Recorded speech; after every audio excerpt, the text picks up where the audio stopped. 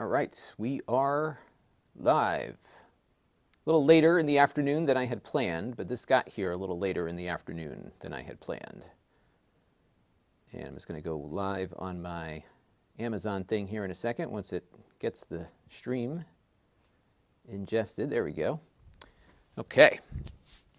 All right, so now I just got to find one thing because I had to get some headphones so I could monitor the mic input. And like oh, here they are. Actually front and center today, which is good. So this is going to be another science experiment because I'm going to try, so I'm reluctant to install the software for this on my computer that runs the stream. I try to keep everything off of that, and we're going to just run it on the gaming laptop here. And so that is my plan. But I am going to grab the software for the gaming laptop so that we can see what it does. So we'll get started here in a second once I get that software downloaded. This just came in. In fact, right before I hit the stream button, I was outside in front of my garage getting this box from Amazon. So that's how fresh this is. And I'll say hello to our usual friends who've popped in. So we have Romeric is here, Bart is here, don't have a cow, and CM is here. And yeah, once I get situated here, we will kick things off. I'm just downloading the Wave software to start with. So I'll show you what that looks like here. So I want to do Windows Wave Link. And this, if you've used the Wave microphone, I guess this is the same software that the Wave microphone uses. So that's what this is. George is here. Hey, hey, hey. How are you, George? Thanks for stopping by. We're going to be playing with the Wave XLR today. This is another tool that Gato has released for content creators. And I paid for this with my own funds because I thought it could be useful just to have another XLR interface. So what this will do is it will take, here I'll show you what kind of connector it uses. So if you have like a microphone like this, an XLR microphone, it will take that XLR signal and create a USB output so you can plug it into your computer for OBS or whatever. And so they have like their own line of USB microphones, but this one is an interface for the mic. So that's what this is.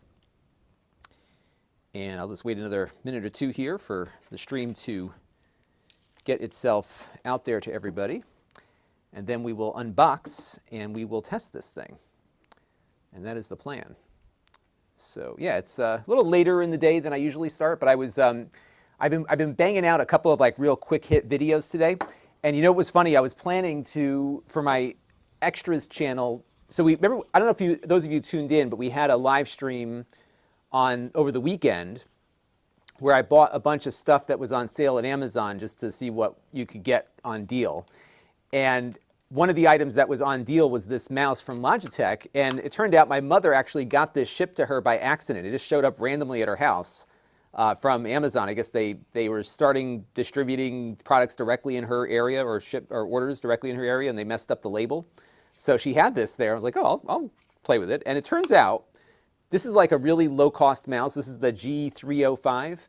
But it turns out there's like a deep feature set on this, more than I expected. So I was expecting just to do a quick like 3-minute review on the extras channel. It's probably going to be a 7 or 8 minute overview of this mouse, which I thought was pretty cool. So that was what I shot this morning. And so that was like a 15-minute project that turned into an hour because I just kept finding new features to delve into with it, which was really, really kind of funny. So that's what we ended up doing there. All right. So let me, I guess I'll just take it out of the box here. Yeah, I'm starting later than I usually do, so I don't think I'm going to get the traffic that I usually get here. So we will take it out of the box and see what is inside here. And if you're watching on Amazon, this is live on Amazon also. And you can ask me questions as we go ahead and do all this. Maybe I'll start with this part here. This is the box part.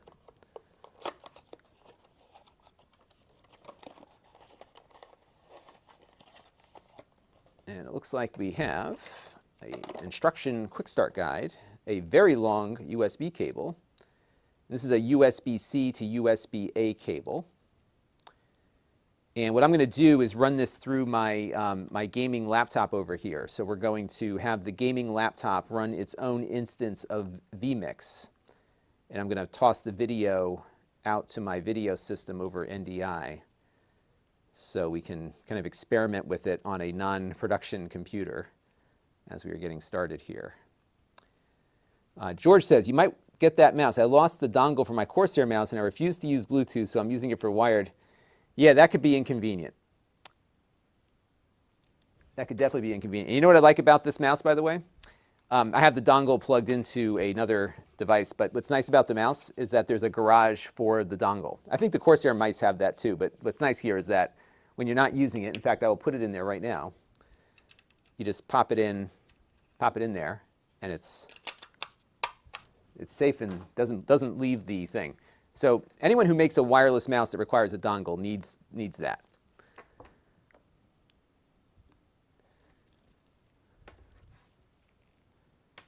And Dante found a packet of tartar sauce in his glove compartment. He dipped his fries in it, and now he's not feeling too good. Well, I'm sorry to hear that.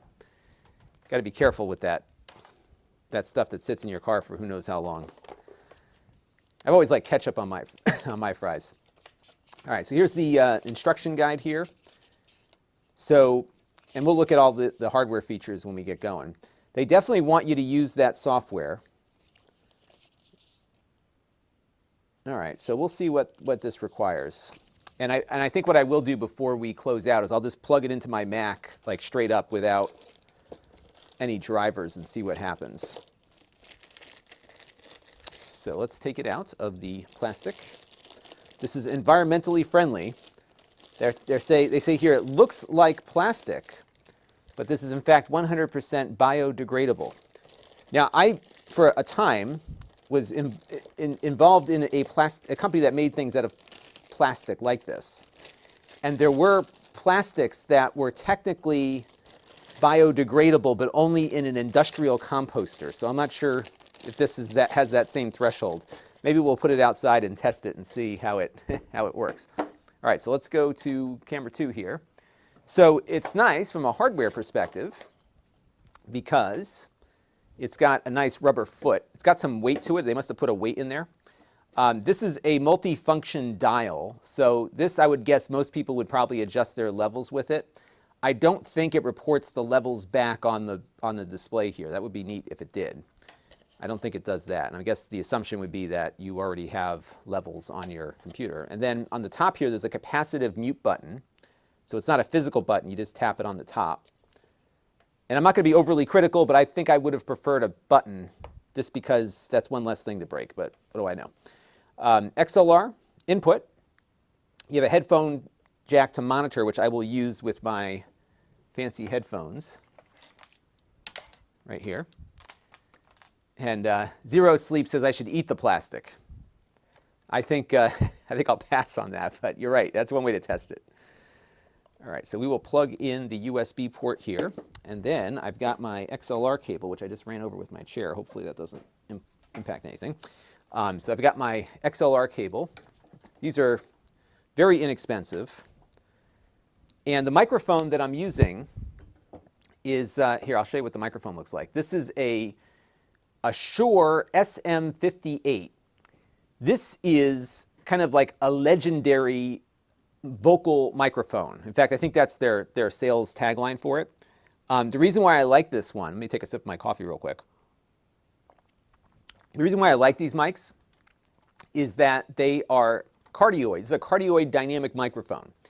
And when you're in a noisy environment, what's nice about this mic is that it only picks up on the top. So if you're out someplace, like let's say if you're at like my CES show that I go to every year, this is the kind of mic you want for interviewing people, because when someone's talking into the mic, you will hear the background noise, but it's drowned out.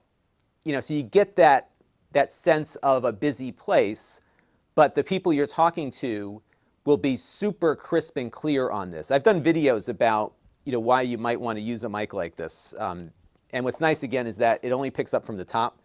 and it's really good at isolating other audio. I use a different mic now because I have a wireless mic that I use, but it also has a cardioid capsule head on it so that it has a similar function to this one. Okay, so now we've got the mic connected. And now I'm going to connect this to the back of the gaming machine, and we'll see what happens here. Let's clear out some of the stuff here. I'll add another box to my collection of stuff on the floor.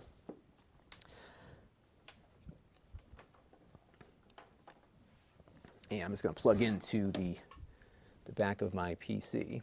And then what I'm going to do is load up vMix, and we'll start piecing things together. But before we do, what I want to do is get, okay, so now it's coming up. Now, this right now is supplying 48 volts, and this mic doesn't need that. So 48 volts is called phantom audio. This mic doesn't need it because it doesn't require phantom power to operate, but it doesn't hurt this mic to have that power flowing through. But I think if there's a way to disable the phantom power, I'm going to do that because there doesn't appear to be a physical button. I'm also going to plug in my headphones, and I have a pair of Sennheiser Momentums. These are their over-the-ear headphones, and I'm just going to be putting these on real quick just to see how this monitoring works. Test, test. So I don't hear anything out of it yet. Oops. Test, test, test, test, test, test, test, test, test, test, test, test. Okay, so I think I got to get the software loaded up here before I can do anything. So let's do that real quick. So I'm going to just get that configured.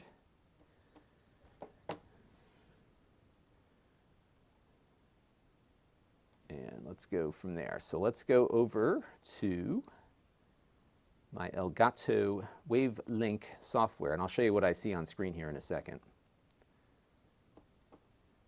And it looks like it takes over some system level stuff because it was asking for a security thing. All right, so let's get started. Select your monitor output. So I'm going to have it go. Okay, so this shows up as a headphone output or an actual USB audio output on here. So if I talk into it now, let's see. Like everything I do here on the channel, like nothing works out of the gate. That's usually par for the course. Check, check. All right, so I'm going to select that. Select monitor mix. Okay. So next, add. Okay, so I have to add the channels. So now you can see that as I'm talking, I'm getting some stuff there. Okay, so that's channel 1. And then channel 2, I'm guessing I could probably add this also, right? Or it doesn't let me do that. So multiple audio input channels. So it's going to, so it's basically allowing left and right, but I don't want to have it only come over the left speaker, but I think I could probably set that in software. All right, so let's just take a look and see if it's got, oh, I see what this is doing. So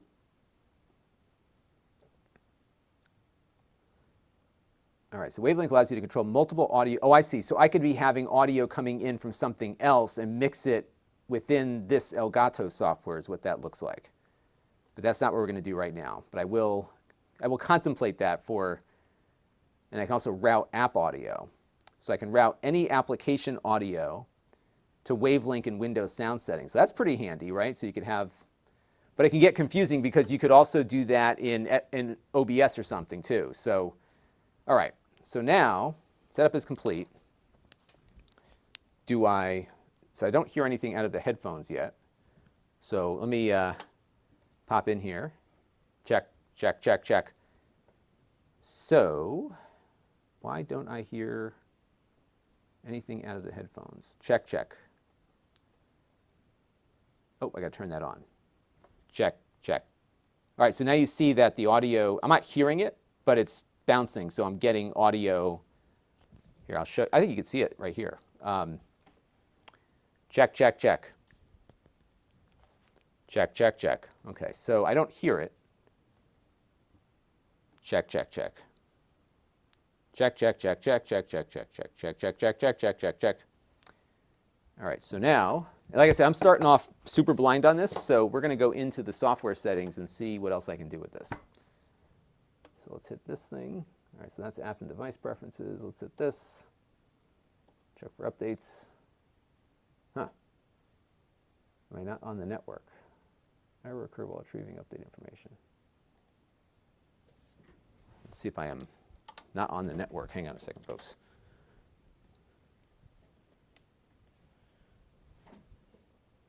I'm on the network here. Oh, it's not. There it goes. Okay, it wasn't on. So the Ethernet jack on this laptop is really finicky, and if you even just lightly touch the Ethernet cable, it disconnects itself. Okay. So at the moment, I'm not hearing the monitor mix, and I think what it's telling me here is that I'm controlling the sound. Oh, I see. So I see. So you push this, and you can control some of the basic functions. I get it. So I think what might have been happening here, let's see. Check, check, check. So this is the level for the microphone. This is the level. Yeah, now I hear it. Okay, and I'm gonna bring in my my system here in a minute so you can hear it too. So okay, yeah, I can definitely hear it now. Okay. And then this is the stereo pan, I'm assuming. Check, check, check. I think, I don't know. Okay, so if you push this button down, you can adjust it. What I will say so far is that when like the entire top surface, or a big chunk of the top surface is capacitive. So if you grab it, you're going to mute yourself. so I will say out of the gate, that's one thing that I am not crazy about.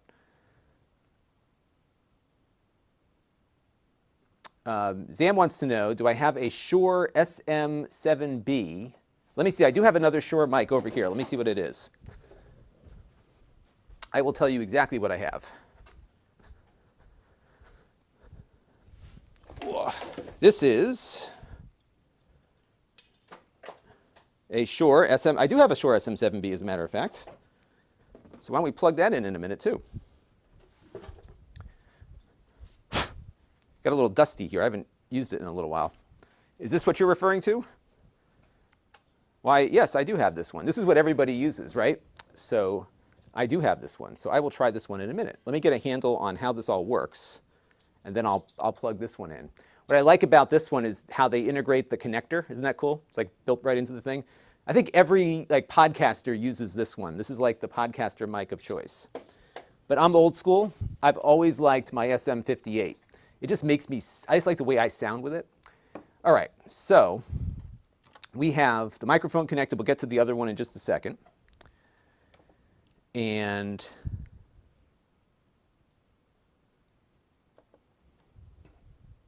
we'll see what we get here. George says, watched a video on expensive iPod-like devices with balanced outputs. XLR connectors are also balanced by taking advantage of two wires. Right. Yeah, so this is a balanced input. And this one's not all that expensive. I think this is about 160 bucks to get that going.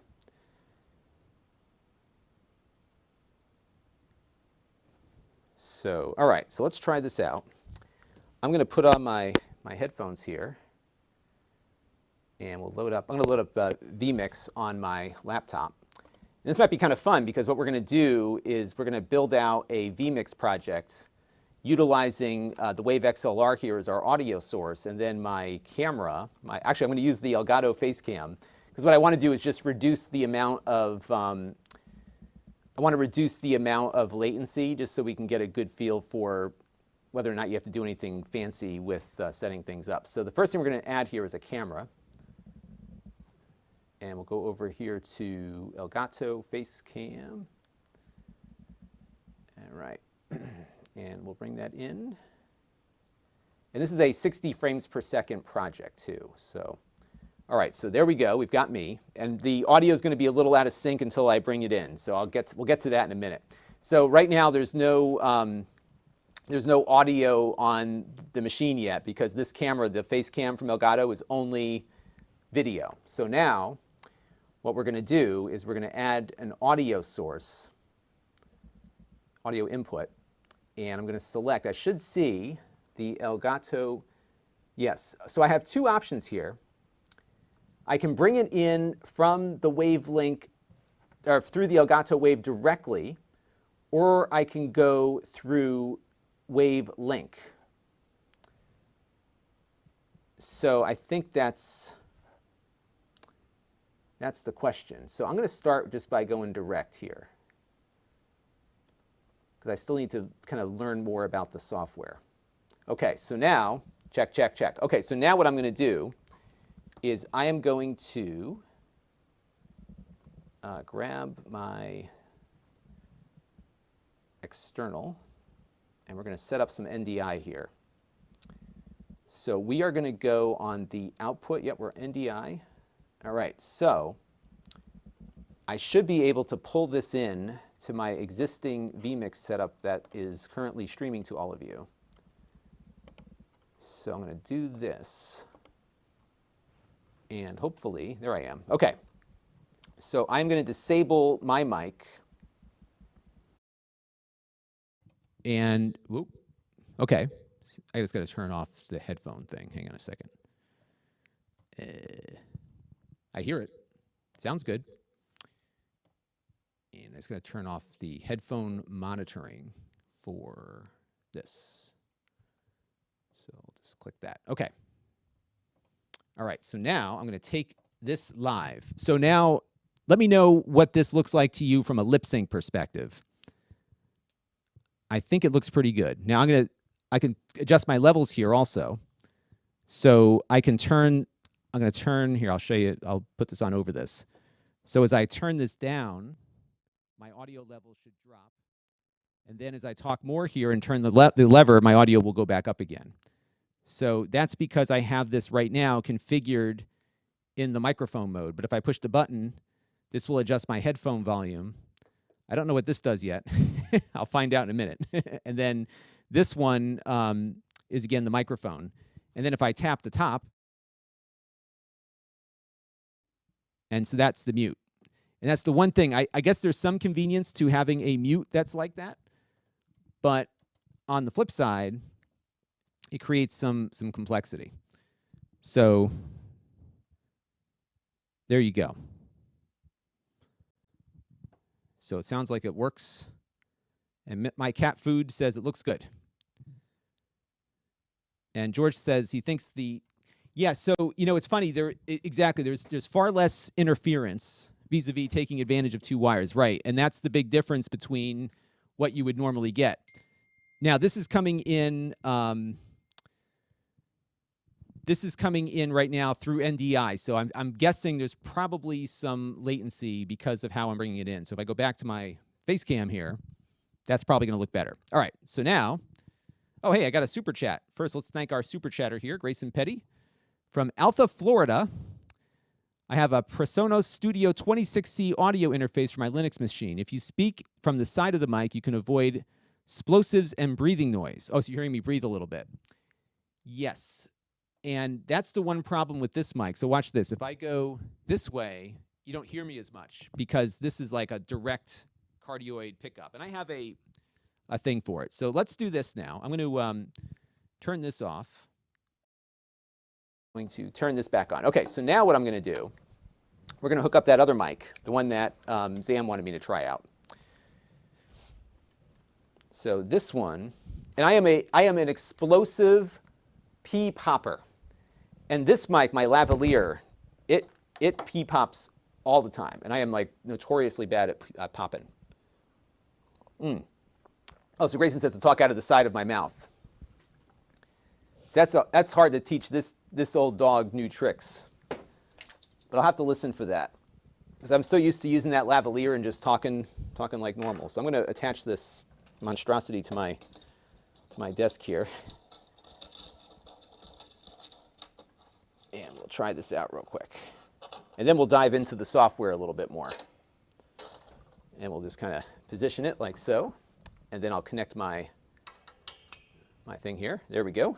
And let's see, am I picking up audio? It just muted, huh? You know, it's funny, when I disconnected and reconnected, it muted automatically. All right, so I'm going to adjust my levels, and I'm going to disable my and we'll enable. How does that sound, everybody? Probably needs a little bit more oomph. So how's that? Is that better? Welcome to my podcast. And I can control my levels. So this one, I've got it like at the midpoint here. But like anything, I can control it from a bunch of different locations.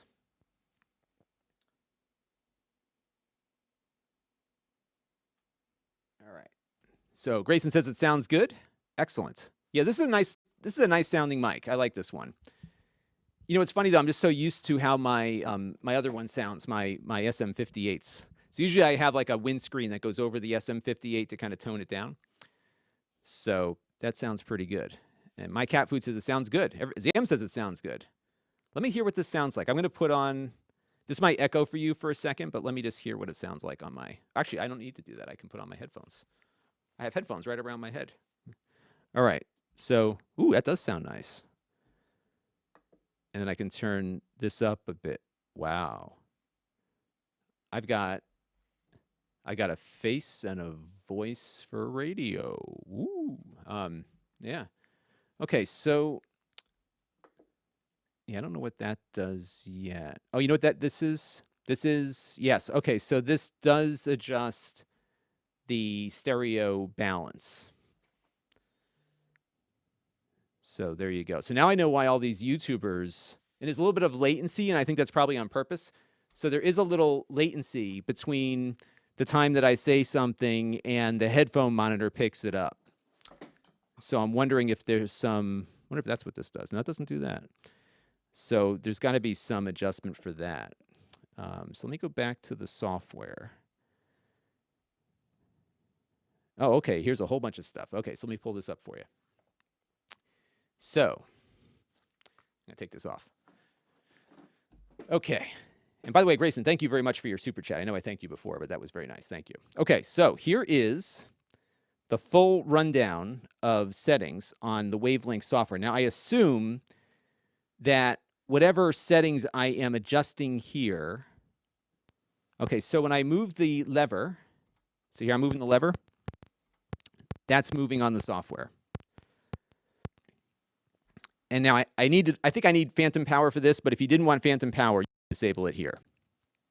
And then this is, actually, this is a dynamic microphone, so I probably don't need it, right? So your phantom power control is there. And then this is the headphone jack output volume, which we saw before. And then we have audio enhancements. Now, somebody could maybe help me understand the low cut filter a little bit. My understanding is that if I'm typing on the keyboard or something that's kind of low pitched, it'll kind of filter out anything at above 80 hertz. Is that right? And then it's also got clip guard installed. So, you know, from a setting standpoint, it is pretty basic. And it looks like there might.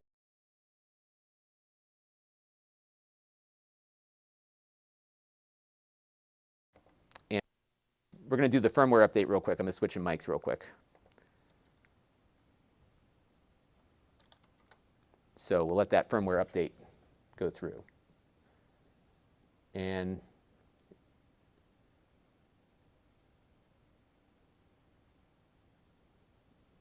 cat food says I sound really decent.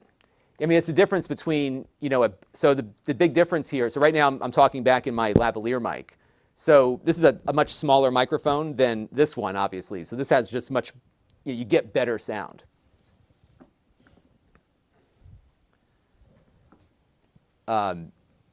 Let's take a look at some more chats here. Eric's Variety Channel has finished benchmarking an old office computer for the before section before doing updates. It's always good to do that, right? To see how you were doing before. Earthly Descent says no phantom power on Dynamics unless they have a preamp built in. The SM7B does not. And Grayson also says the same. Dynamic microphones do not need phantom power. Condenser microphones do, including active ribbon microphones. However, ribbon microphones that are not active do not need phantom power. And it looks like by default, it just puts it on. It doesn't seem to, I think the professional mics that Shure makes that are dynamic, if you have it, it doesn't hurt it. George says on the low cut filter, depending on how high the low cut being cut off is people with very bassy voices will actually sound slightly different. Mark Smith says, I love the unplanned updates. Yeah, this one I did to myself, right? And Grayson says, if you have a ribbon microphone, turning on phantom power could damage the mic. And I think with a dynamic like I have, I think we're okay, right? Okay, so now the firmware is still being updated, so we're just waiting for this to finish up. So what I want to try next is what happens to this after we, I don't know what it's doing. It says it's updating firmware. Please do not unplug your device while this update is in process. So we will let that continue. So I'm guessing it probably downloaded the firmware update, and now it is processing that firmware update. So I will wait. I will wait.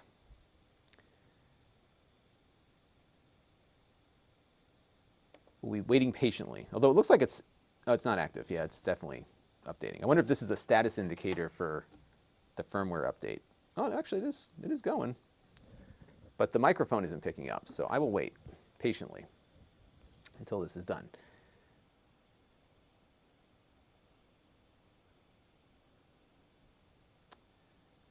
All right, so we are, Earthly Descent says a high cut filter can be used to negate some of the low end noises like furnaces.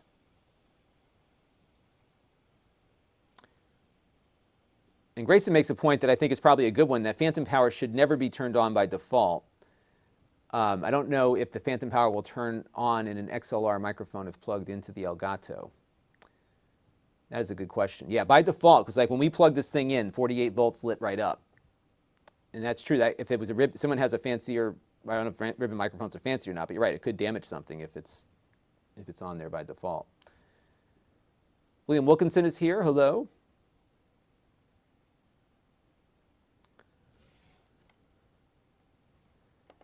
Yeah, we're just going to wait for this firmware update to finish. I think it's done because the device is responding to everything, but it says the firmware is still updating, so I don't want to mess with it. If I'm being told not to unplug anything, I'm going to wait until it's finished up. So if you got questions, ask away. But it's a nice audio interface. And, you know, there's a lot of, I'll show you another one that I have actually while this is allegedly updating. The one that I've been using, and I'll show it to you real quick.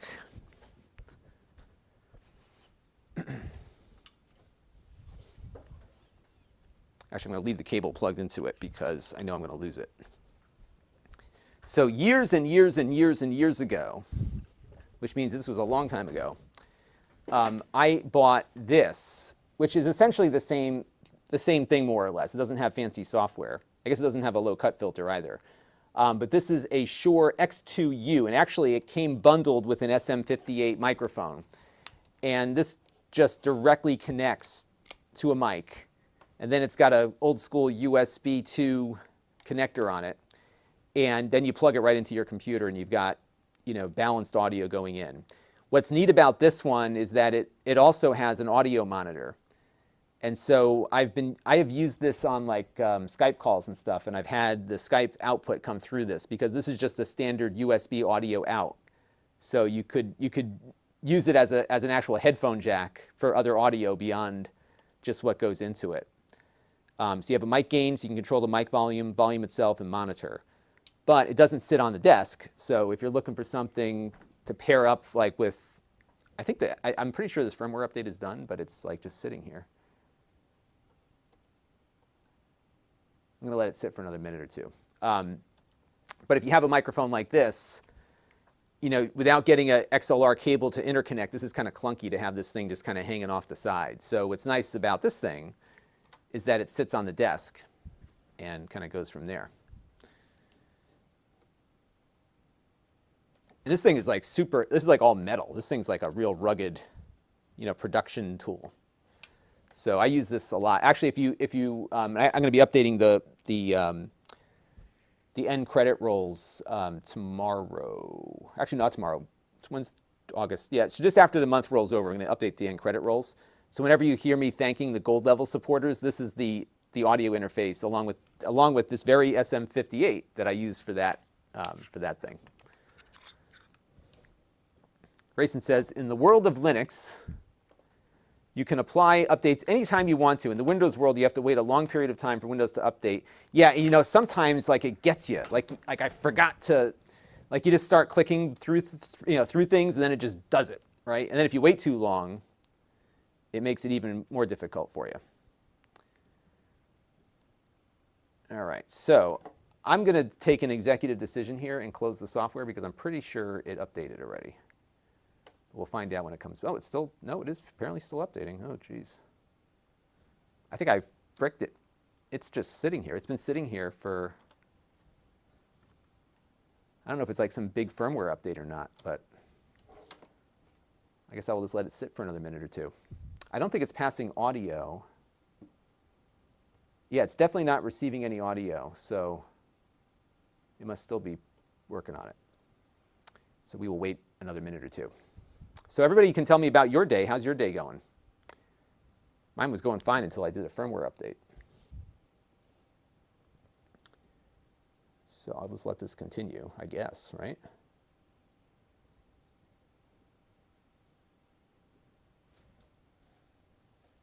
See, this is the problem. You get impatient, right? Like, do you do it? What do you do?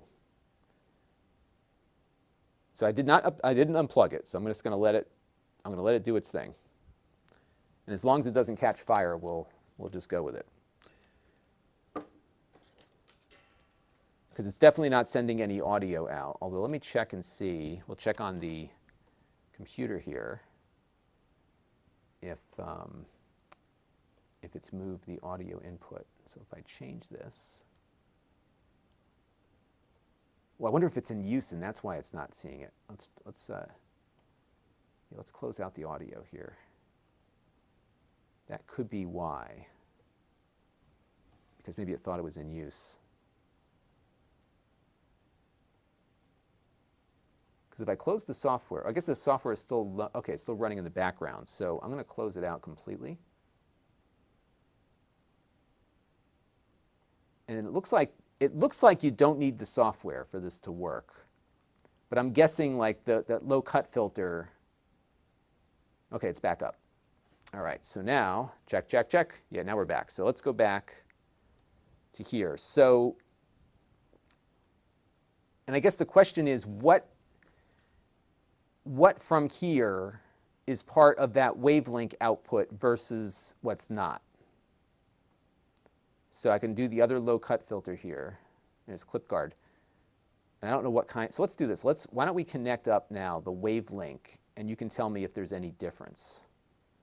So I'm going to go to audio input, and this is, by the way, on vMix, which is the software that I use for all the video production I do here.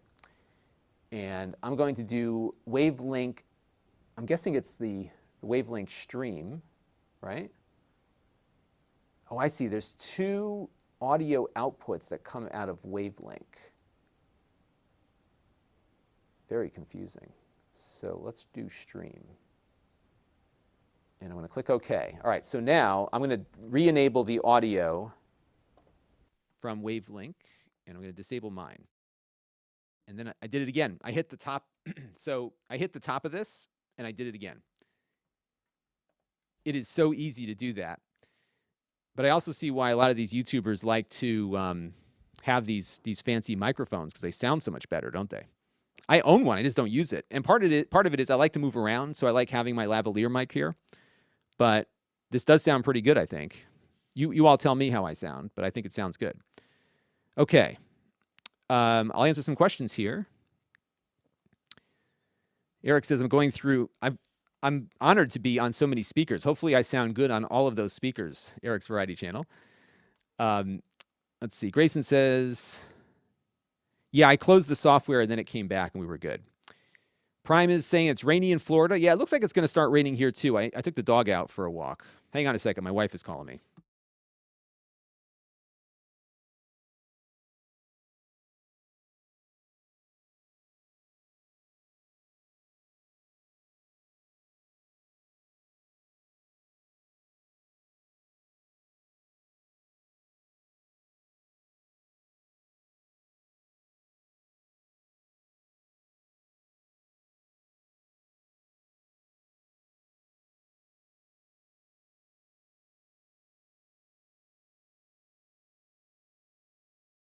Okay, I'm sorry. My wife just called me to tell me that she needs bifocals. Oh, hang on, she's calling again. Sorry, everybody. I think she dialed me by accident. Okay. Yeah, my wife's been having trouble seeing with her glasses, like all of a sudden, and turns out she needs bifocals. So, old age is hitting us both. All right. So, why don't you all tell me how the lip sync looks now? I'm going to look at it on my computer here too. Once it comes back, because this is coming in over NDI through the USB. There should be a lot of latency. Let me see what this sounds like.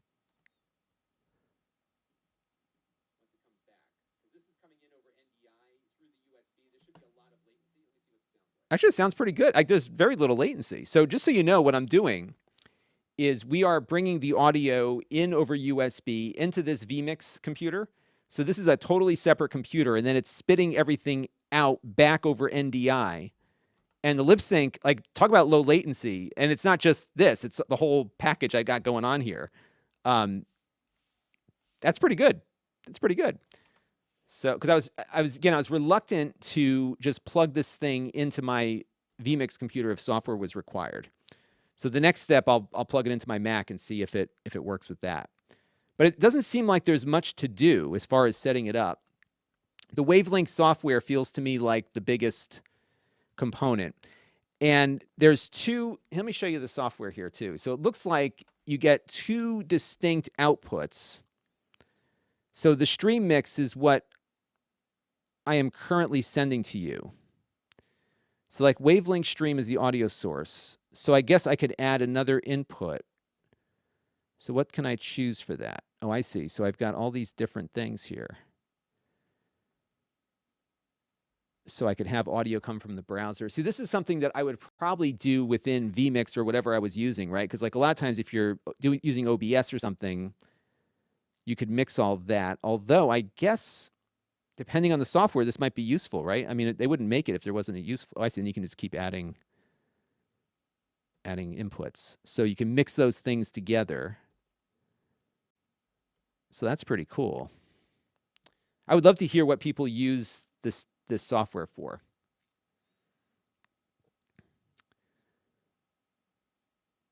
And Matt Kelly, thank you for waiting patiently.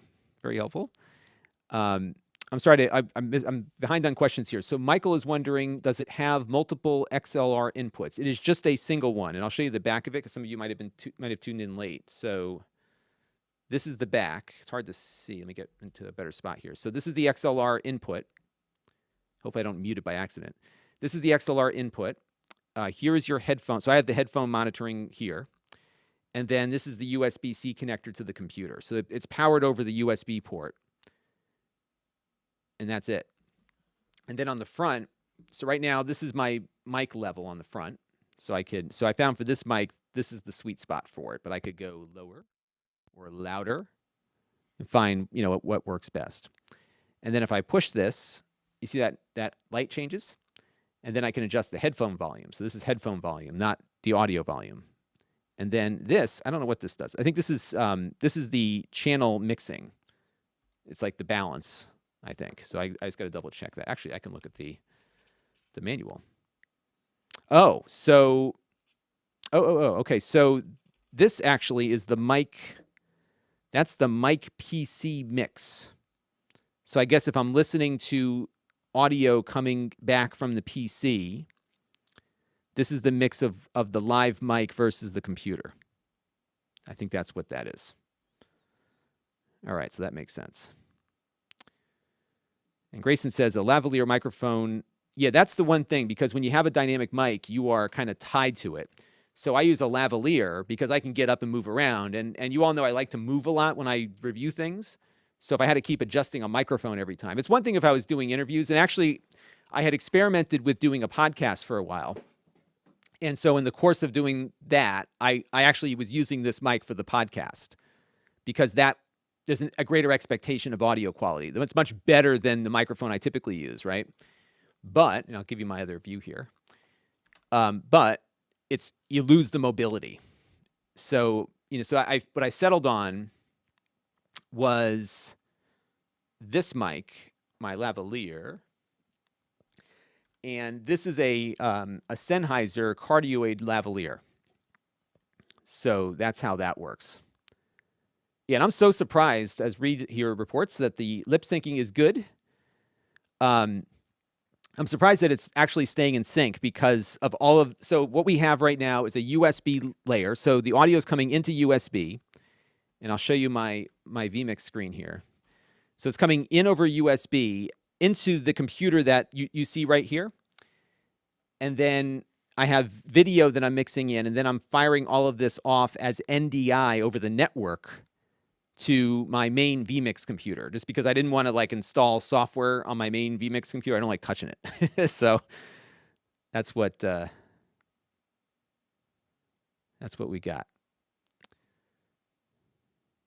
And Michael's talking. Yeah, I use My Radar also. It's a great app, especially when I go to take the dog out for a walk.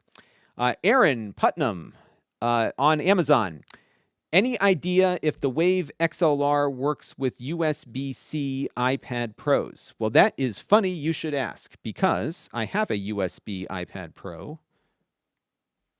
Hang on, everybody. Let me find that real quick. Where did I put it? I just had it out. I put it down somewhere.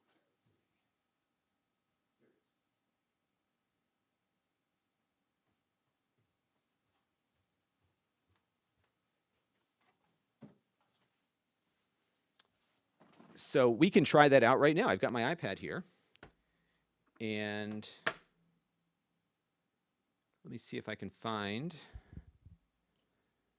a way to connect everything. So I'm going to go and find I need to find like an app that can give us a good audio meter. Well, I guess I could probably just use the recorder, right? Voice recorder? Does this have the voice recorder? So somebody give me a good app on the iPad for recording. Oh, I could use GarageBand. What am I talking about? All right, GarageBand. So I'm going to load up GarageBand.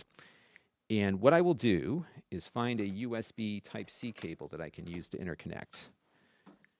And I will turn my other mic back on because we're going to disable this here. It's a good test. All right, so let me just wait for my iPad to install GarageBand. I haven't used it in a while, so it's got to reinstall.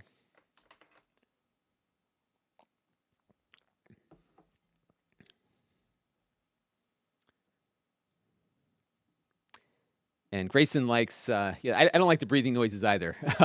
He likes having a professional sounding condenser microphone from the likes of Rode attached to my headphone so I can get that nice proximity without all the explosives and breathing noises. So hopefully you're not hearing too many breathing noises out of my mic right now. Let me know if you're hearing that or not. My other one is certainly more prone to that. Jay said that mug offended you. This is my daughter. My daughter made this for me. I think it's beautiful. This is called Square Art, and it was a fundraiser for the PTO at my kid's school. And we are still waiting for GarageBand to download here, and we'll get that going in a second. And Zam says, yeah, I think you're right about that. You know, like I'm guessing if you were stuck in Zoom or something that didn't allow for a lot of flexibility, that might be why you'd want to use the software, but I think you're right. And Grayson is saying the mic sounds good. Good. I'm glad. You know, I wish I could, maybe I should look at getting like some kind of boom mic that would hang down, because I really like being able to move around a little bit. But we'll have to see how it goes. I'm actually surprised that the latency is as low as it is, because what that tells me is a couple things. One is that, let's see if GarageBand is ready here. One thing it's telling me is that there's very low latency on the USB input itself, right? But just the fact that we are going into another production system and then outputting over NDI is alien technology. I think that's the way I would describe it. GarageBand has taken a long time to download here. I think it's because it's such a big app, but it has good audio level monitoring, so we'll know if the mic is working or not. But that's a good thing to test. Amazon customer wants to know, is there any karaoke machine? I don't know about that. I'm sure it would work with a karaoke machine if you had one. Aaron says, keeping my fingers crossed. This is all from the Amazon chat, by the way. Keeping my fingers crossed that it will work with the iPad Pro. I have the same mic, but always end up using the Cloudifier with it. So yeah, so I think what you could do, if this doesn't work, there are definitely audio interfaces that do. I don't know if you were on earlier, but we were talking about this one here. Let me pull up my, so this is a Shure X2U, and this is straight up USB, XLR to USB. It is super simple. It's a USB audio device. I think I have used this on my iPad before, but I'll double check in a minute. And let's see if that has come down yet here or not. My kids have GarageBand on their iPads, but there it goes. Okay. And you know what? I think I have to update it now. So what I have on my iPads, I did this on my kids' iPads and also now on mine. I have it set to auto, like to remove the app if it's not being used, just to save space, because like there's apps that I download and then forget about, and then you know how it goes. So I just tried loading GarageBand and it crashed on me, but I haven't updated it because I haven't used it probably since the last time I reviewed an audio device on the channel. So we'll have to update GarageBand and then we will know. So sorry to keep you on in suspense here, Aaron, but I just wanted to get an app where I can see the levels on it, and then we'll be able to play it back in GarageBand also when it's finished downloading. And so in the interim, I'm going to harm your ears because I'm going to switch back to my lav mic, and I'm going to disable the other one just for a minute because I want to just get the interface disconnected safely. Not that there's any risk here, but you know what I mean. So we're going to disconnect it from the vMix system, and I'm going to swap it over to the iPad while we're downloading here. So actually what I'm going to do is just use a USB-C to USB-C cable. And I think I've got one that I've got handy here. If not, I can go find one. I have a short one, but that might be enough. So I don't have to go far with it. Yeah, this will work. So we're going to disconnect this. And actually, we'll know pretty quick if it's going to work because the iPad will complain about something getting plugged in that it isn't designed for. All right, so I've got that plugged in. Yeah, oops. So it just came up. So it's getting power at least. So that's a good sign. And let me go and grab, go back in and see if it's done updating. I don't know where it puts it. So the other problem is I have a hard time like finding all my apps. Yeah, it's still updating.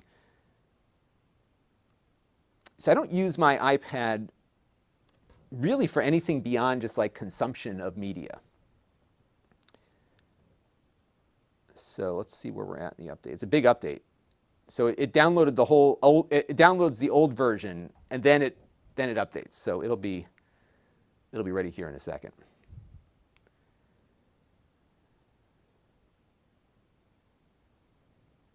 And Aaron has a Shure X2U as well. Yeah, so I would imagine that Shure would work. But I think there is some convenience in having just a straight up USB Type-C connector that you can just go in with a USB-C to USB-C cable. So that there's definitely some benefit to that. Okay, so now, whatever. Let me make a song here, and we'll do some vocals, the audio recorder. All right, so now how do I see? So mic in. Oh, you know, it may not work. Let me try. Tap the red button. Okay, here we go. So it's showing some levels. Yeah, actually. Check, check, check. Yep, it's recorded. All right, so let's do a recording real quick. And I'm just going to record whatever the default is. So we'll see what it sounds like. All right. Hey, everybody. It dropped the level again. Hey, everybody. It's Lon. And let me start this again. So you know what it did do? So you see what it did? The second I hit the record button, it dropped, or the stop. Anytime I change state, it changes the level of the audio. And it doesn't seem to interact with this. So I can adjust the level. Oh, wait a minute. Yeah, so it looks like the volume control resets every time you do something. So if I hit record, see that? It drops it. That's a firmware thing if I've ever seen one. So here we go. We're going to do a quick test of the XLR input using the iPad. And I'm going to adjust my levels here a little bit. I'm running it at a lower level than I did on the vMix system. Okay. So let's see how that sounded.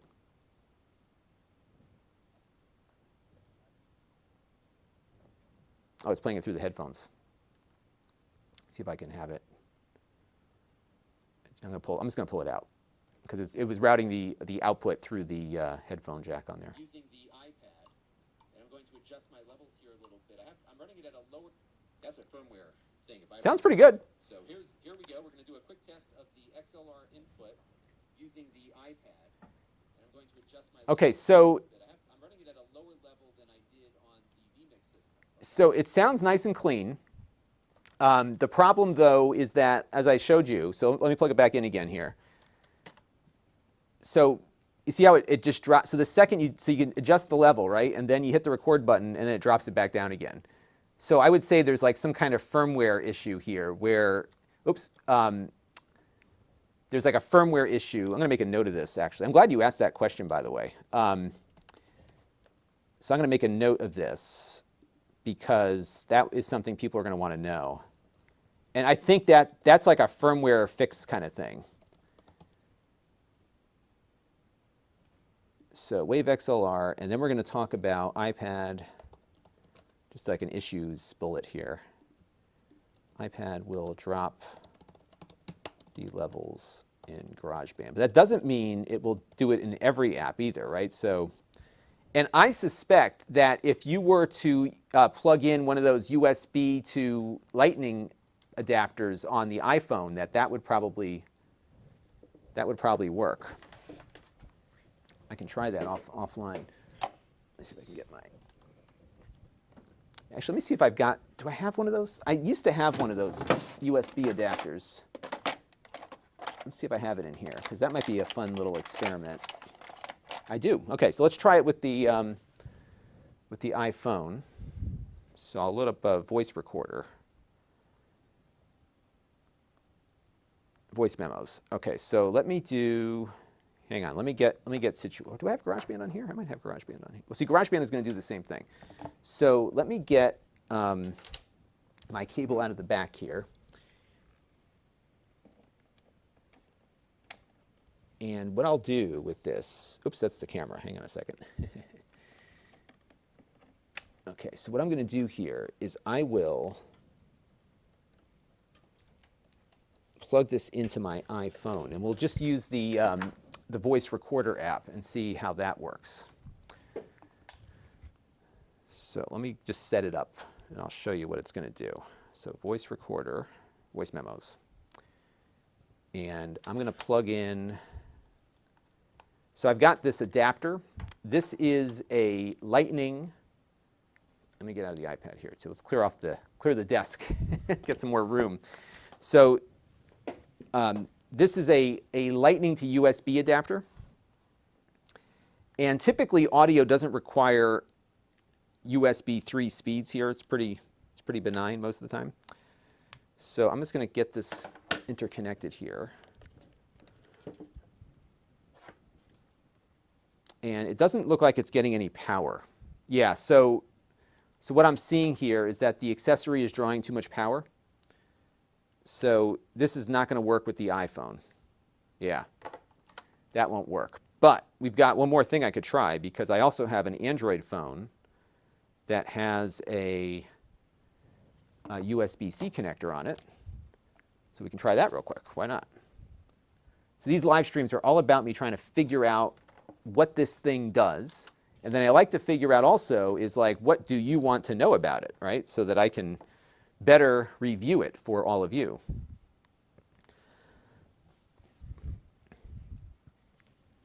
All right, so I'm going to put my adapter back here before I forget about it.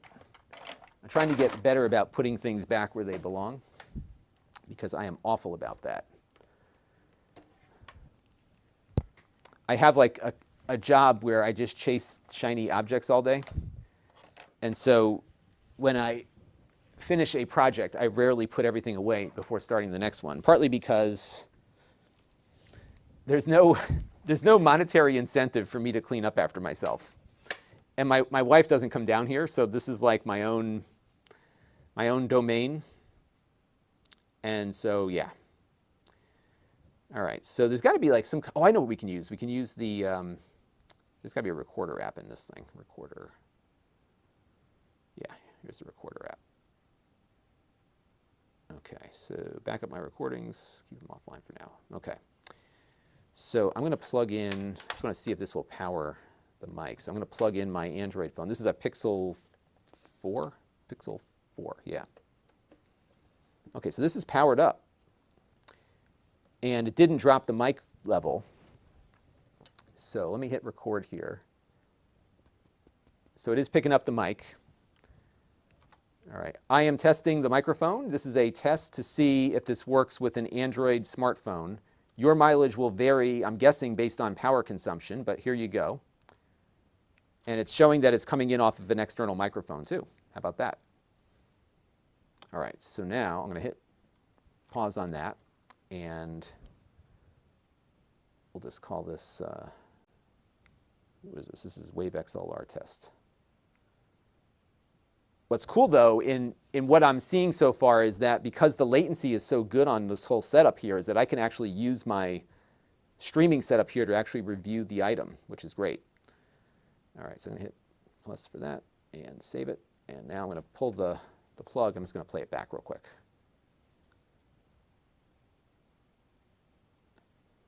All right, let's see how it sounds here. Oh, wow. So it is picking up the mic. All right, I am testing the microphone. This is a test to see if this works with an Android smartphone. Your mileage will vary, I'm guessing, based on power consumption, but here you go. And it's showing that it's coming in off of an external microphone too. How about that?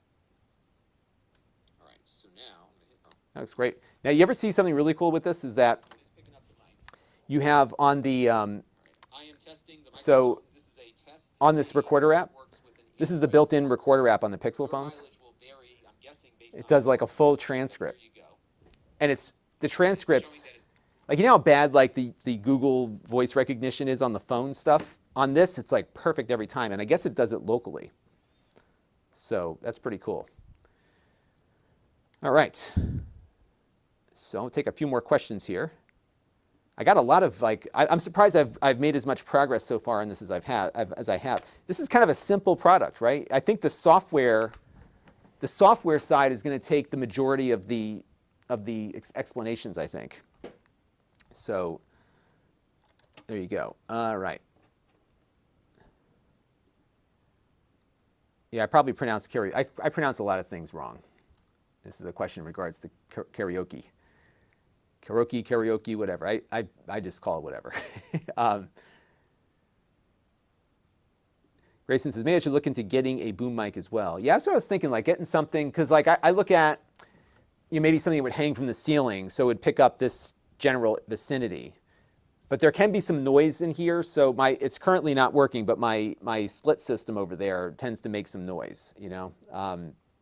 So I've always been using the cardioid lavalier for that.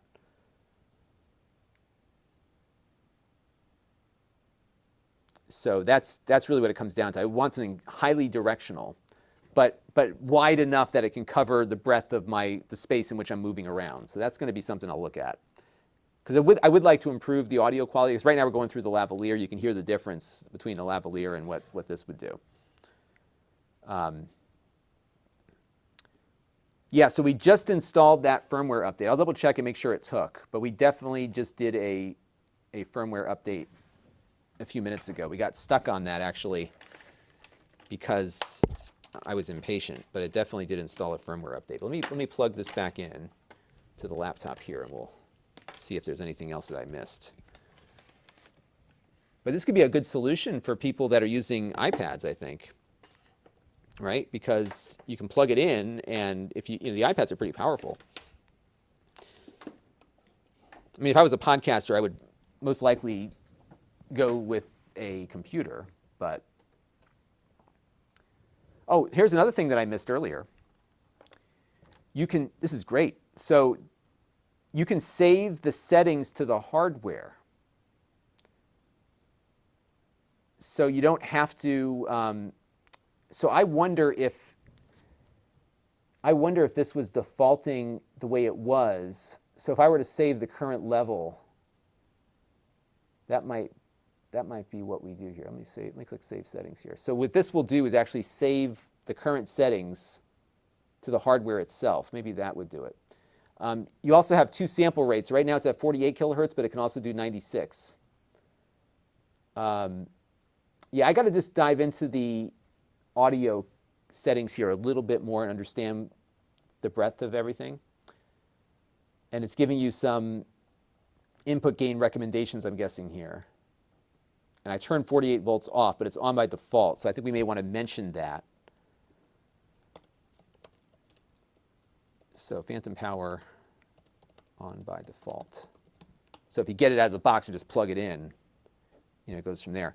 Amazon customer is wondering, what is a boom mic? So a boom mic would be like one of those, if you ever look at like when they're doing a movie shoot, they've got like the guy with the big arm, and there's a fuzzy microphone hanging off of it. That's a boom mic. It's like basically put out on a boom. It's kind of the gist of that. Yeah, so I got to play around with this a little bit more, but I like that it does have the save to hardware, because then you could configure it on one computer and then not have to have this Elgato software running in the background. Because I really like to avoid having too much stuff running in the background of a production computer if you don't have to, right? So that's good. Amda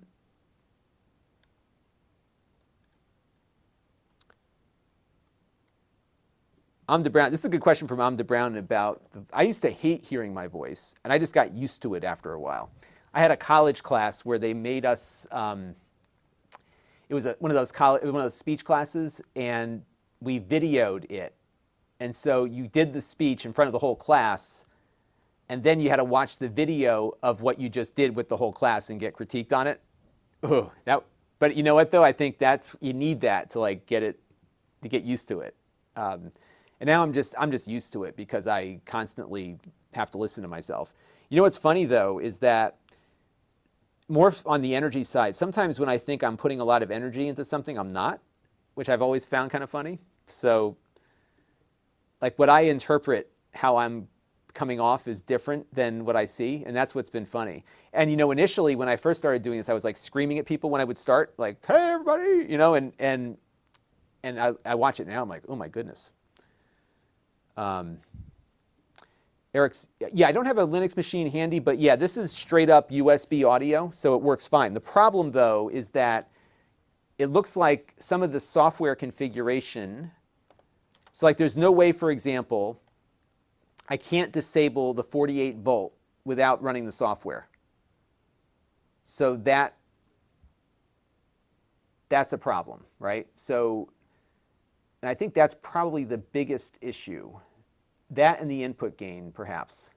But you could adjust that, of course, on your own with your software. So that, yeah, so like you got to have the software to fine-tune some of this stuff, and I think the big one would be the phantom audio, especially because I have dynamic microphones that don't need the phantom power, not phantom audio. Matt was wondering what happened to the space trip. So yeah, I did not get the space trip, but I didn't get to go on the space trip, but there will be a trip to watch them go into space, because there was only like, I think there was like less than 150 of us that actually applied for it. So they said that they're going to send us as they get closer to when they're going to launch. And I think they're launching like October, November-ish, maybe even at the end of September. So maybe coming up pretty soon. But what they said is that they're going to send everyone who applied on the one that I applied on, which was the entrepreneurial track, where you set up the store. They're sending everybody a travel allowance to go down and see it. So I'm definitely going to do that, because I haven't gotten out of this house in like who knows how long. So I'm eager to go do that.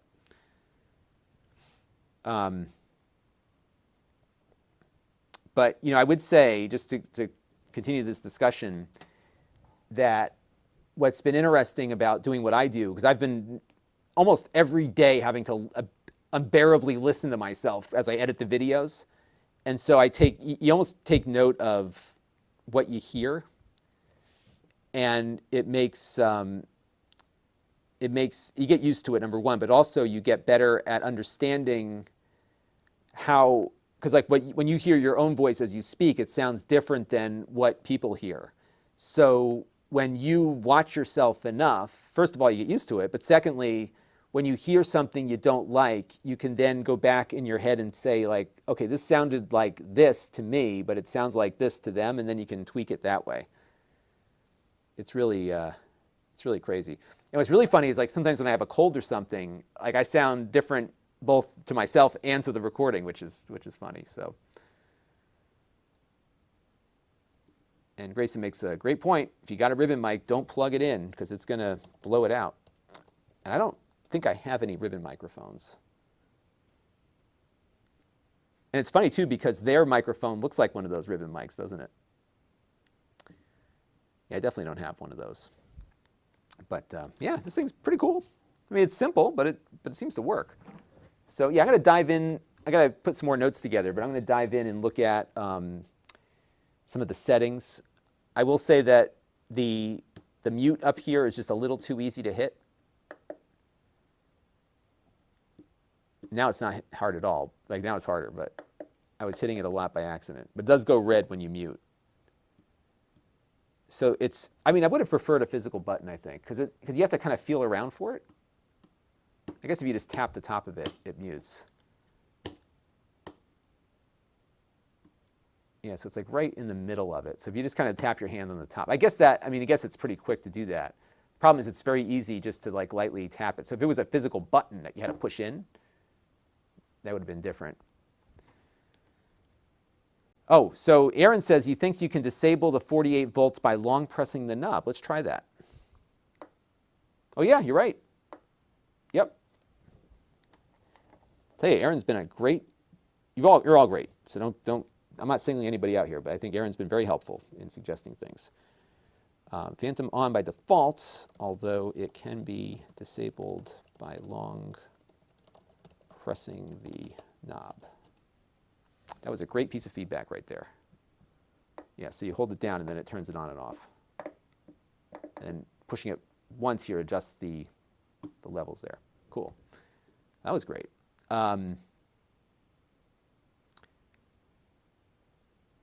So my video is titled The Cat. Oh, yes, so this is the brand name, El Gato is the brand name. So they call it, so if you have translation on, it would probably say testing the cat Wave XLR. That is correct. I guess El Gato is one word versus two, isn't it?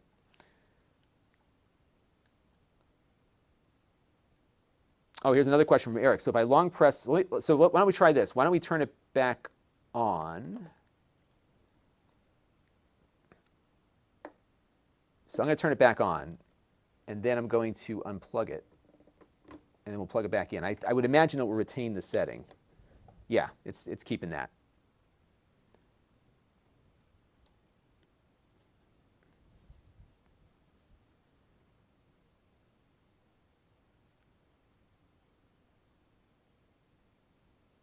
So it looks like it'll stay on that way, but if I turn it off now and then plug it back in, and I'm going to unload the software too, so it's going to kind of go in fresh.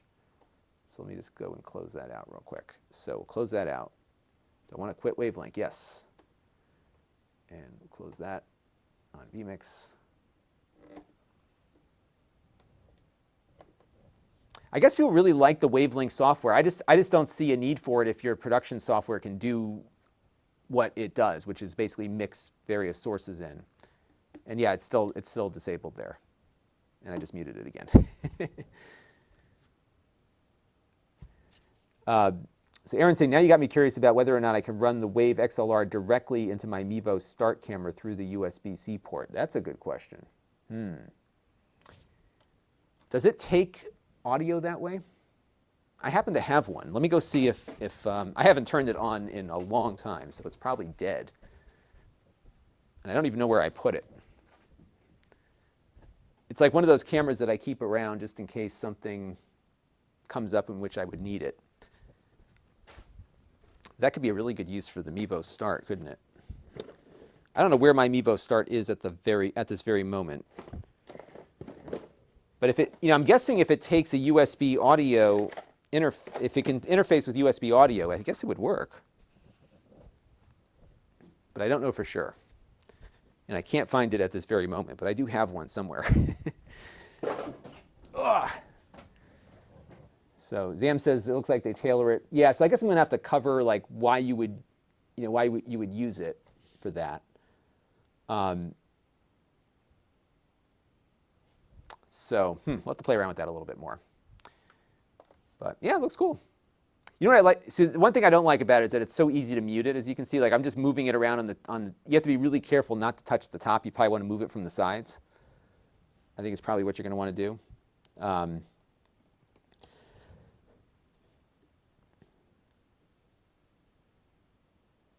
And Zam here is saying also, I bet you they're probably in the process of building towards that, aren't they? Right? Like one-stop shopping. They found a real niche there. Roger Pete has put up an Audio-Technica Cardioid Condenser Studio XLR microphone, a great starter mic, and he put that on the Amazon chat. Yeah, the Audio-Technica stuff is pretty good when you're starting out, for sure.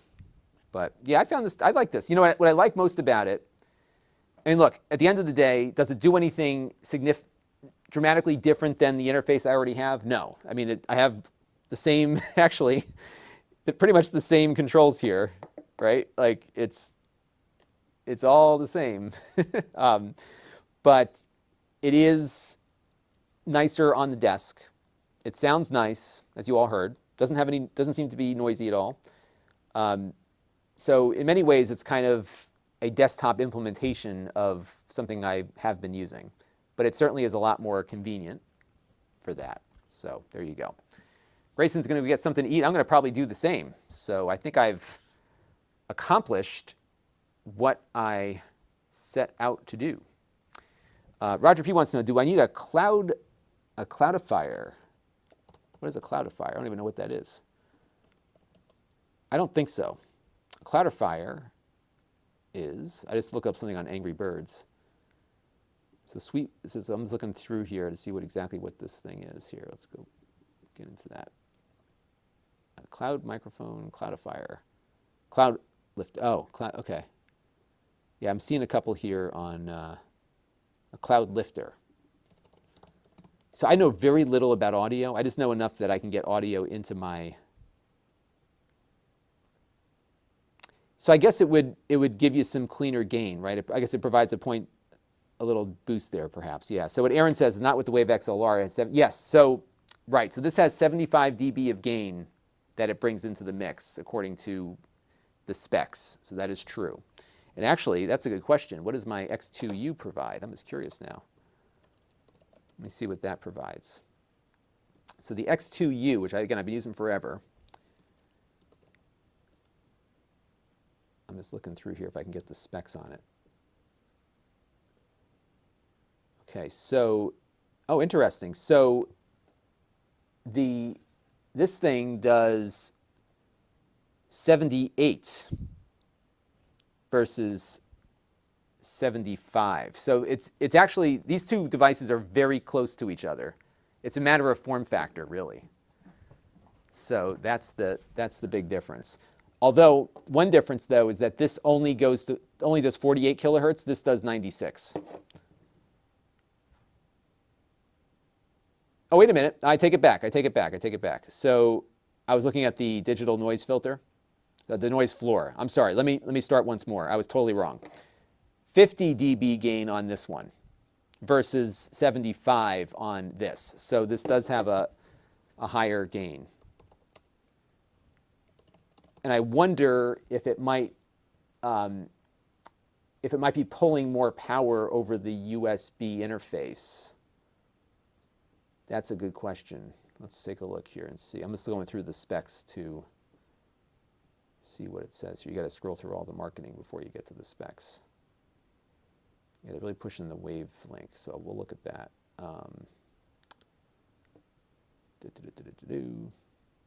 Technical specs.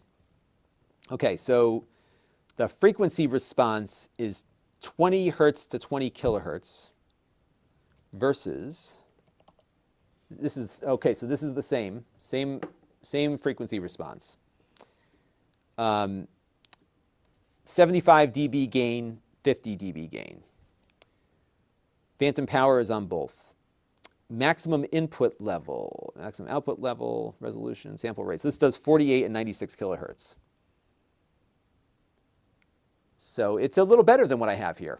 I guess the question would be for the audiophiles is what levels of noise might we hear on there? But as you all saw, we did not get any real issues with latency, especially pumping it through something that would add a ton of latency. It was very good. So yeah, we're in good shape there. And the verdict on Amazon chat about the cloud lifter is that you don't need it for this. Yeah, this is kind of an all-in-one package. And look, I mean, if you're getting into this business, right, you want to do some streaming or whatever, you see these people using these fancy microphones, you can plug them right into this thing and you're done. Like that's kind of that's the gist of it. And here's my advice to everybody. Because my advice is don't buy anything until you think you need it. So I wouldn't start out buying any of this stuff. In fact, this microphone a friend of mine actually gave to me, Brian Parker, who's been so generous to this channel. He does a lot of audio stuff, and he had an extra one, and he gave it to me. But generally, like I would say, if you're on a budget, these are expensive. I think this one, what is this? The SM7B. Let's see. And Smoke Monster has some really fancy microphones. Yeah, this is a $400 microphone versus the SM58 is, what does it cost? So you can buy one of these for $100. So I'd start with this. Get a nice little pop filter for it. Get a thing, you know what I mean? Like start here. Then when you say, you know what? It would sound better if, then you kind of upgrade as you go. So yeah, so that's my advice. Sam says my spelling is going downhill. That's okay. My ability to speak is going downhill, so we will get there. Matt wants to be on screen. You got it, Matt. There you go. And Smoke Monster is here. Got to get those gains. That's right. Eric is back on his computer. Yes, I'm going to be taking off here in a minute, folks, because I need to go figure out my dinner situation. I got a couple of phone calls to return. And we'll go from there. Rushed wants to know, what do I think of the TC Helicon DJ mixer? Unfortunately, I don't know much about that, so I can't give you a good idea of it. And Matt, I'm gonna give you another one, Matthew. How about that? There you go. Pretty cool, isn't it? Apple Space wants to be on screen now. There you go. You're on screen. Smoke Monster says, I think a great mic is the best investment creators can make. Audio, you are correct about that, and I will give you a lot of props on that comment, because isolated audio is really critical. And I think it depends on what works best within your environment. Like I said, I started with these mics, and I did a lot of like on the road reporting with these, so that's why I like these a lot. And I had a wireless module that would plug into this, and you just go out doing your thing. It was pretty cool. So that was that. And Eric wants to know, is my email address still the same? It is. Yep, same as before. So good stuff. All right. Well, everybody, I'm going to go figure out my dinner plans here. So my early verdict on this is that it's another solid offering from El Gato, with, I guess, one word, El Gato. Very simple. Sounds good. Decent specifications, I think, for the price point. And like everything else they make, it's a good entry point for people that are getting into streaming. So you pair it up with an XLR microphone, you're going to have great audio. Latency seems very low based on our testing, so that was good. Two areas of concern. One is more serious than the other. The big concern I have is that when we first took it out of the box and plugged it in, it was activating phantom power. So I would have preferred that it didn't, because some microphones could be damaged by that. And I don't know if that firmware update changed that at all, so I probably need to check with El Gato on that. The other issue is that it's very easy to inadvertently activate the mute, because the mute is capacitive, and it's supposed to engage when you hit. So I can see I'm touching up here, not engaging, but if I touch here, it engages. But I found that if you touch the top of the unit here, like just to move it around, you're gonna hit it. See, so that's my only gripe. I would have loved to have had like a push button thing there.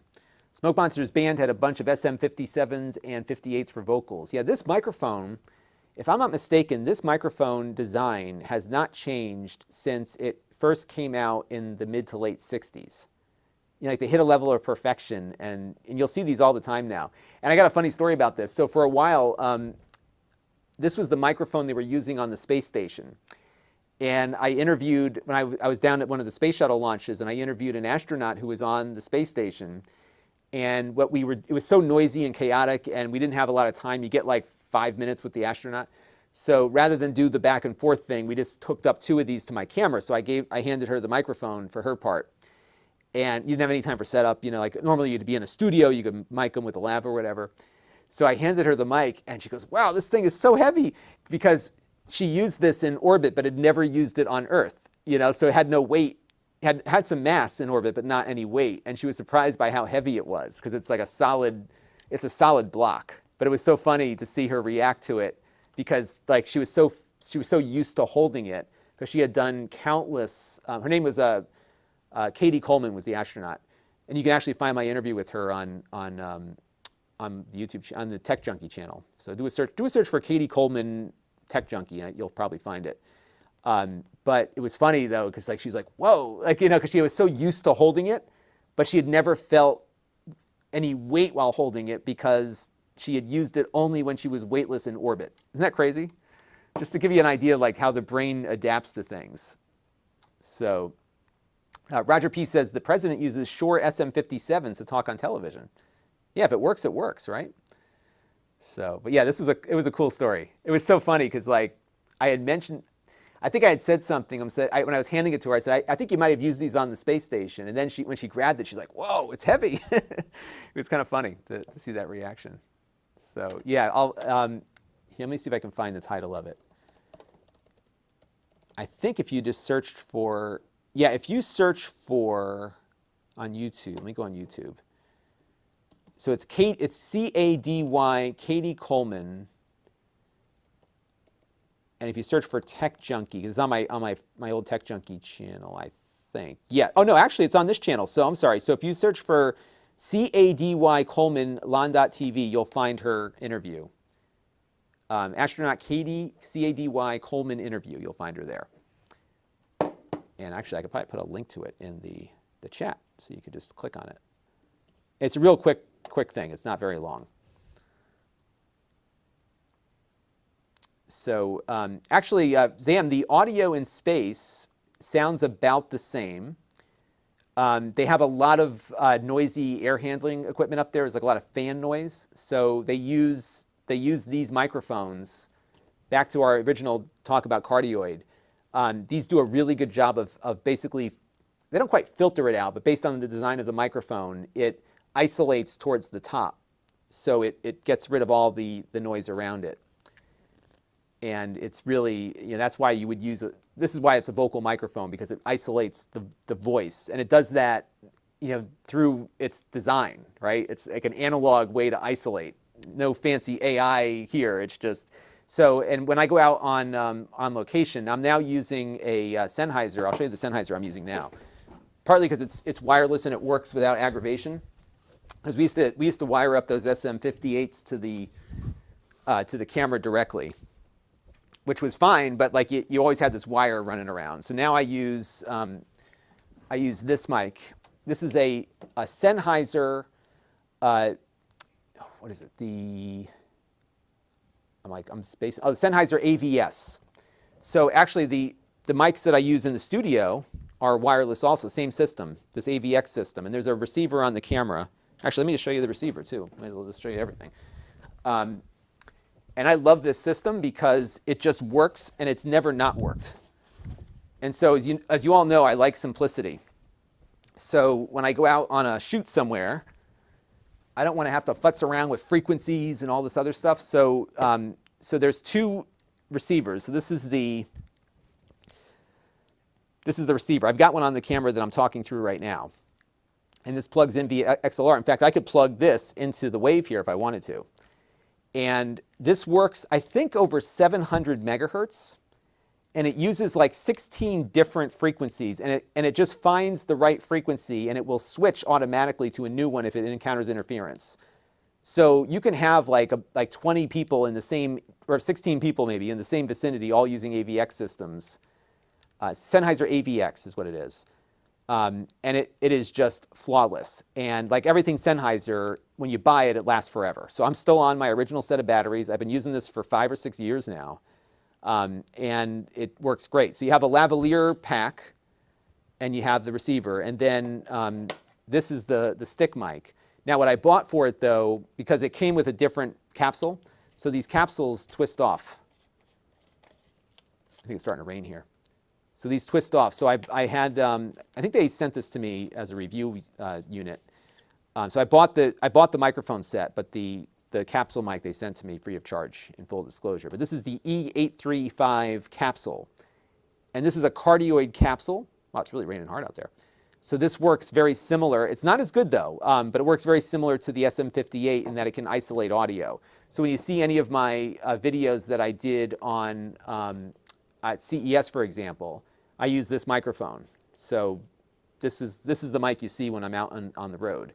And like I said, the AVX system from Sennheiser, it's pricey, but it always works. I was in Europe with it. I was in New York City. I've been at CES. Every time I take this thing out, it works.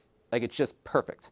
So that's why I went with that. Bay is wondering, are there cheaper wireless? There's a lot of cheaper ones out there. I think Audio-Technica has some options. But, you know, like anything, you get what you pay for with this stuff. And so a lot of the cheaper ones are going to work over like 2.4 gigahertz. So they're going to interfere with Bluetooth or whatever. So you're always going to have trade-offs with the cheaper stuff. And for me, I tried some of the cheaper stuff, and then I was like, you know what? I just don't want to risk losing, like having a technical issue in the field.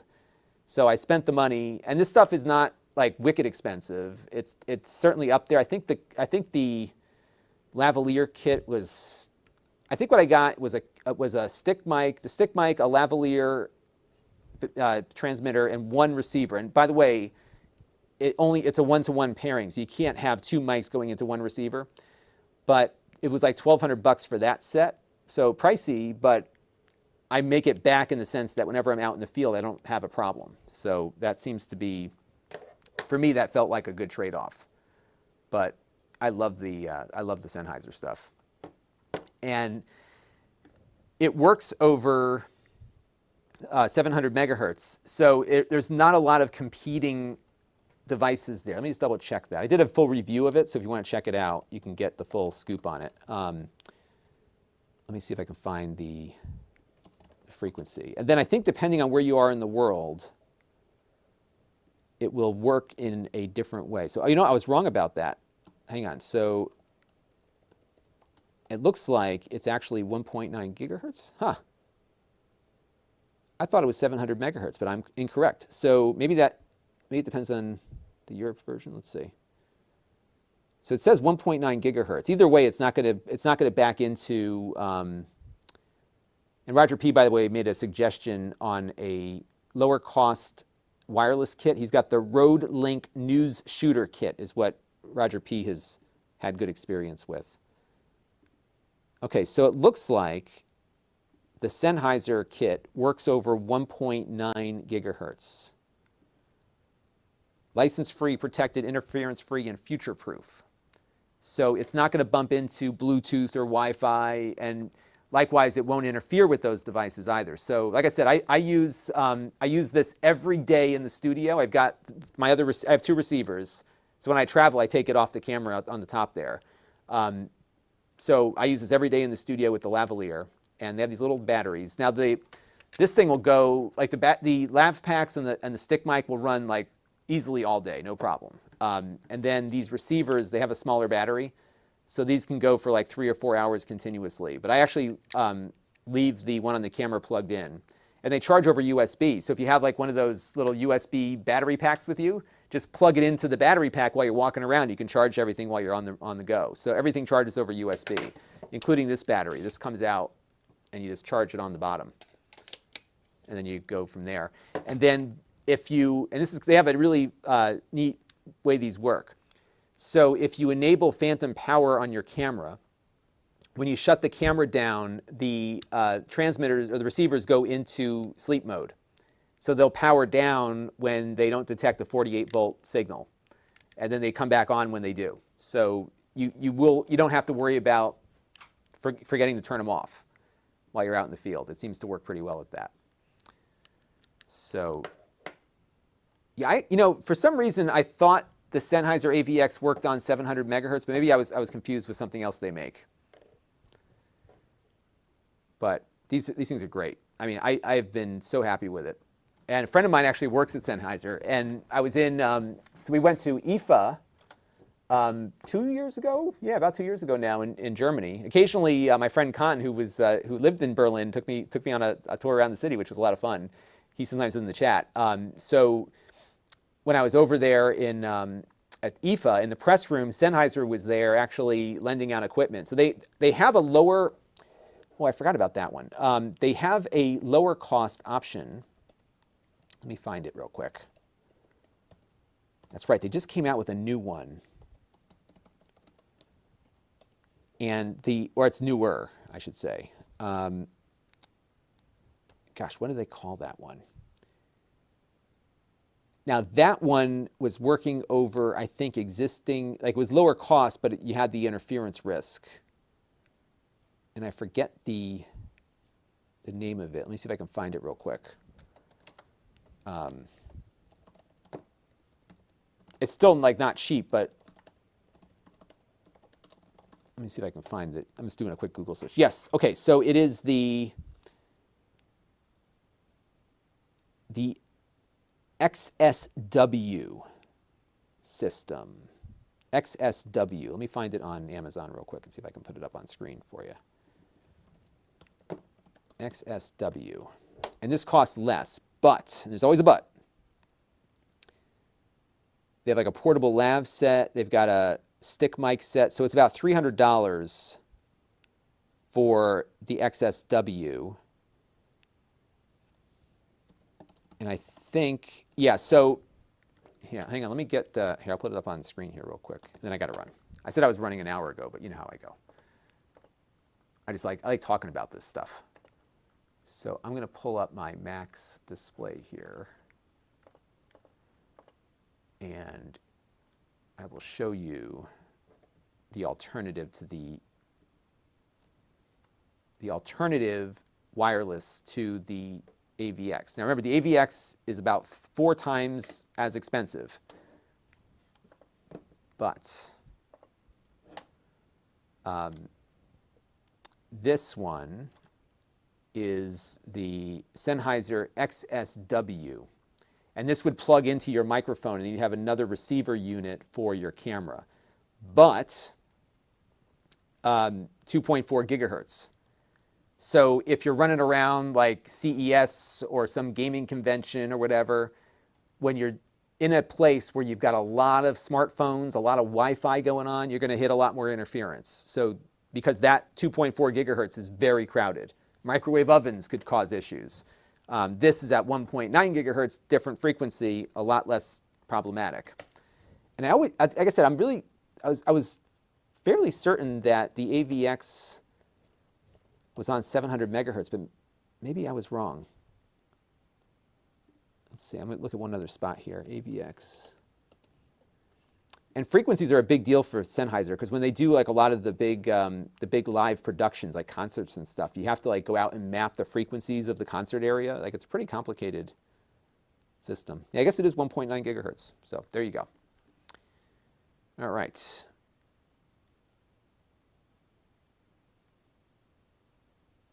And it's, oh, by the way, also the AVX, and I think this other one is too, but the AVX is digital in addition to running on 1.9 gigahertz. So it's very clear. It's very clean. You never hear static or anything. It's either it works or it doesn't, and the range is great. Like I did a test like all around the house with it. It worked out really well. All right. Well, everybody, I am going to run here. It is the morning in Melbourne, Australia for Sam Lazar. Hello. And it is the evening for me. It's almost dinner time. I got to figure out what I'm going to eat for dinner here. So I am on my own for dinner tonight. So I'm going to go do that. And I very much enjoyed spending time with all of you, and I greatly appreciate all of the comments and questions and everything that I got from everybody. It's always a big help. So I will be back again soon. I'm probably going to work on a review of this tomorrow. I think I got enough to get that review done already. So we'll do that, and yeah, we'll go from there. So I will talk to you all on the next stream, and thank you all for tuning in. Grayson, thank you very much for your super chat, much appreciated. And I will catch you all on the next one, which will be pretty soon, because I still have that gaming, it's off to the side here, but I got that gaming tower, and I finally got Flight Simulator installed on it, so we'll be able to capture some more 4K gameplay footage. So there you go. All right, catch you in a little bit, everybody. Bye-bye.